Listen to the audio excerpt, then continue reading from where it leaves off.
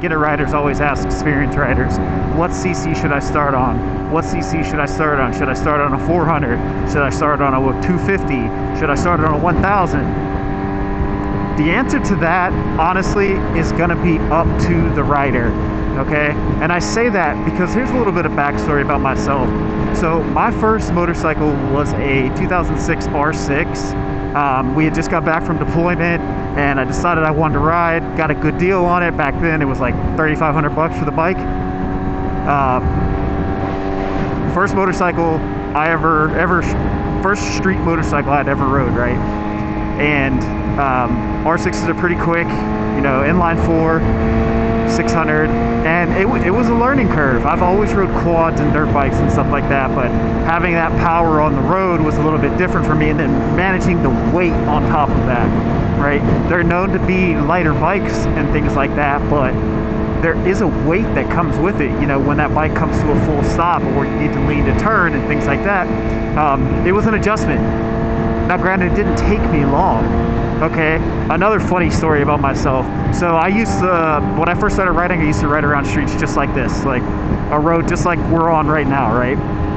And I was scared to go on the highway. I was scared. I got on one time and I had a truck blowing me side to side like that, and it made me nervous. But one day a buddy had called me up and he said, yo, we're going to New Orleans, like, get your bike ready, we're heading out at this time. And I was like, oh shit, all right, well, it's time to pop this cherry. Up as far as CCs go on a bike, do I think it matters? No, it doesn't. What I think that matters is the person that's riding it. Does the person have the skill level to ride the bike that's in between their legs? Does the person have the discipline to ride the bike that's in between their legs? That's all that it comes down to. And a lot of these things are teachable through a course or just regular old practice. Or just regular practice. One reason why I liked taking the motorcycle safety course was because it gave me a lot of that one-on-one time to be on my motorcycle without any interruptions from traffic and things like that. It gave me time to actually sit there and learn the bike, learn the controls and things like that.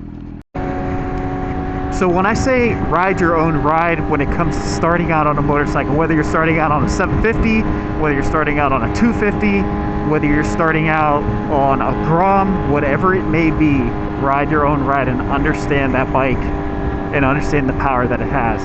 The only reason that I feel that people should at least give a smaller CC a chance is because it gives you a little bit more time to get your motor functions down as far as shifting goes, as far as using your brakes. The only reason I say is starting on a smaller CC helps is because you don't have to manage as much power and you get to focus on your clutch maneuvers, your braking maneuvers. If an object falls in front of you, you know, what tactic are you going to use to get out of the way, right? It gives you that time to learn those skills so that they become muscle memory, right? Slow is smooth, smooth is fast.